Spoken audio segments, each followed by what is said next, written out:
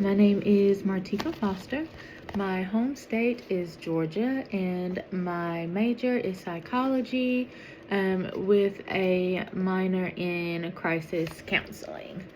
We're going to talk about the three big ideas. Big idea number one is social thinking, and our textbook describes this as us, we people, forming our own social reality, social intuitions that are really, really powerful, and attitudes that shape and are shaped by behavior.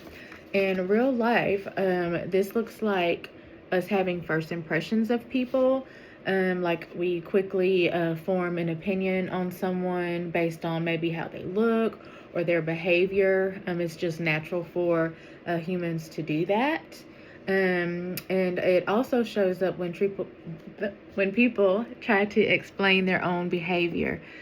For example, someone blaming being late on the traffic instead of poor management skills, poor time management skills. That's an example of how that can show up in real life. Now, the Bible says that we should not judge lest we will also be judged. So I think that that's a good reminder to be careful about making quick judgments about people, just depending on how they behave, maybe how they dress, how they talk, how they act. Yes, so that was for big idea number one, which is social thinking, how we think about things. Now, big idea number two is social influences. Social influences, the textbook says that these shape our behavior in dispositions that shape the behavior as well. Influences from others, from the media, from culture, lots of different influences that shape how we act. So in real life, this can show up as peer pressure. For example, like a teenager doing things that their friends do, maybe dressing like them, talking like them, even if it's not really their own personal style, maybe doing things that they normally wouldn't do or have no interest in doing because they're being influenced by their friends. They're trying to fit in, and this is actually called conformity, which is one of the big ideas of social influence.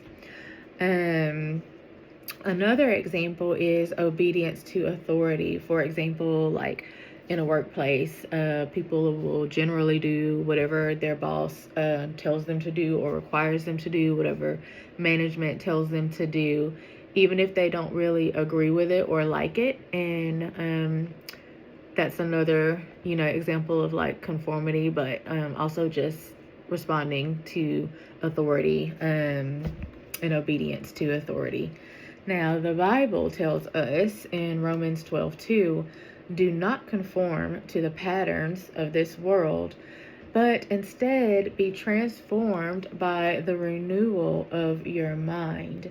And I think that this is a good reminder when it comes to social influence to not be influenced by the negative things in the world, the worldly things, and to just resist the pressure to conform to those types of things. So that's it for big idea number two. And now let's move on to big idea number three, which is social relations. The textbook says that social relations are like social behavior. It's biological behavior, feelings and actions towards people. It's sometimes negative and sometimes positive. In real life, this can show up, unfortunately, as like prejudice, discrimination, and racism. This shows how group dynamics can affect relationships. But on a positive note, social relations also include things like acts of kindness, like maybe buying a homeless person a meal or helping an elderly person load their groceries into their car. The Bible says that we should help one another and we should love one another, and it also encourages us to treat everyone equally. The most interesting one to me is social relations. Can't wait to learn about it.